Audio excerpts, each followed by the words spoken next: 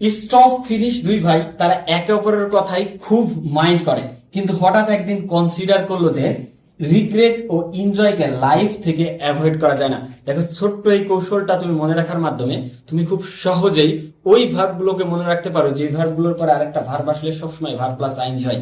দেখো, এই প্রশ্নগুলো থেকে, এই ভার্বগুলো থেকে কতবার যে ঢাকা বিশ্ববিদ্যালয়ে প্রশ্ন আসছে, কিন্তু বারবার স্টুডেন্টরা সেগুলো অ্যান্সার করতে ভুল করছে। কিন্তু আজকে আমি তোমাদেরকে এমন একটা মজার টেকনিক দেখাবো যে টেকনিকটার মাধ্যমে এই ভার্বগুলোকে তোমাকে আর মনে রাখতে হবে না। শুধুমাত্র টেকনিকটা মনে রাখলেই তোমার মুখস্থ ঝামেলা ছাড়াই সহজে এগুলো মনে রাখতে পারবে। তাহলে চলো আমরা সেই ভার্বগুলো আগে একটু দেখে নিই। দেখো, ভার্বগুলো হচ্ছে stop, finish, regret, consider, avoid, enjoy এবং মাইন্ড। দেখো, এখন তোমাদের প্রশ্ন হচ্ছে, ভাইয়া ভার্বগুলো কি শুধু এই কয়টাই না আরো আছে? অবশ্যই ভার্ব অনেক আছে, বাট এইগুলোই হচ্ছে গুরুত্বপূর্ণ এবং বারবার ঘুরে এই কয়টা ভার্ব থেকে চাকরি এবং ইউনিভার্সিটির পরীক্ষায় প্রশ্ন আসতে দেখা গেছে। আমি তোমাদের গ্যারান্টি দিচ্ছি এর বাইরে আর কোনো ভার্ব থেকে প্রশ্ন আসবে না। তোমরা নাই দেখো, তোমাদের পরীক্ষা 13 ডিসেম্বর না?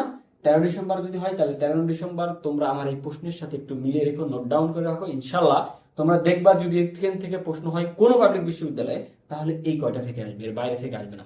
তাহলে চলো এখন আমরা একটু দেখে নিই। দেখো, আমরা জানি যে যদি একই সেন্টেন্সে দুইটা ভার্ব আসে, তাহলে মেইন ভার্বের পরে যে ভার্বটা আসে সেই ভার্বের পূর্বে টু বসিয়ে তারপর ভার্বটা বসাতে হয়, অর্থাৎ ইনফিনিটিভ আকারে লিখতে হয়। অথবা সেই ভার্বটার সাথে ভার্ব প্লাস আইএনজি যোগ করে সেটা জেরেন্ট অথবা ইনফিনিটিভ আকারে লিখতে হয়। তাহলে কিন্তু এখন আমরা উপরে যে ভার্বগুলো দেখতে পাচ্ছি, এই ভার্বগুলো যদি কোনো সেন্টেন্স আসে তাহলে এর পরের ভার্বটা সব সময় ভার্ব প্লাস আইএনজি হবে, টু প্লাস ভার্ব এটা হতে পারবে না। তাহলে চলো এখন আমরা একটু এগুলো মনে রাখার একটু কৌশল একটু শিখে নিই। দেখো, স্টপ, ফিনিশ দুই ভাই। আমরা জানি স্টপ মানে কি থামাও, আর ফিনিশ মানে শেষ করো, দুইটাই কাছাকাছি ওয়ার্ড। তার জন্য আমরা বলছি স্টপ এবং ফিনিশ দুই ভাই। তারপরে কি তারা একে অপরের কথাই খুব মাইন্ড করে, মানে তার স্টপ এবং ফিনিশ তারা একে অপরের কথা শুনতে পারে না, তারা একে অপরের কথা সহ্য করতে পারে না, ঠিক আছে? তাহলে কি করে তারা? মাইন্ড করে ভাইয়া। কিন্তু হঠাৎ একদিন তারা কনসিডার করলো। কনসিডার মানে কি? বিবেচনা করা, চিন্তা করলো। যে কি চিন্তা করলো? যে রিগ্রেট অর্থাৎ অনুশোচনা করা। মানুষ কখন অনুশোচনা করে?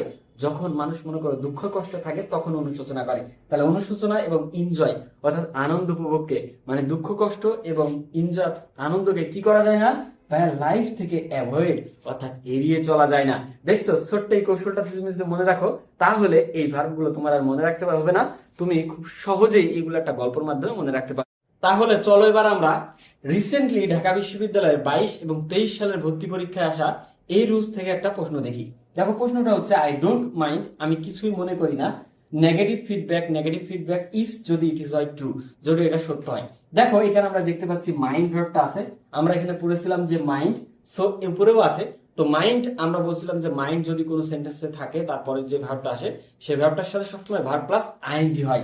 তাহলে দেখো, প্রথম ভার্বটার সাথে ভার্ব প্লাস আইএনজি নাই, তাই মানে বাদ। তারপরে সি নম্বরটা দেখো টু আছে, এখানে টু হবে না, কারণ আমরা বলছিলাম এই ভার্বগুলোর পরে সবসময় ভার্ব প্লাস আইএনজি হয়, তাই হচ্ছে সি নম্বরটা বাদ। এবং ডি নম্বরে দেখো ভার্ব প্লাস আইএনজি আছে বাট একটা অফ আছে, তাই সি নম্বরটা বাদ। এবং এই বি নম্বরটা হচ্ছে রাইট, কারণ হচ্ছে দেখো বি নম্বর ভার্বের শেষে ভার্ব প্লাস আইএনজি আছে। দেখছো, এইরকম আরো কতবার যে ঢাকা বিশ্ববিদ্যালয়ে প্রশ্ন আসছে সেটা বোর্ডে লিখে ধরানো যাবে না। যাই হোক, যদি ভিডিওটা ভালো লাগে তাহলে অবশ্যই বেশি বেশি লাইক, কমেন্ট এবং শেয়ার করবে, তাহলে আমাদের পরবর্তী ভিডিও বানানোর আগ্রহ অনেক বেশি বেড়ে যাবে। আজ এখানেই শেষ করছি। আল্লাহ হাফেজ।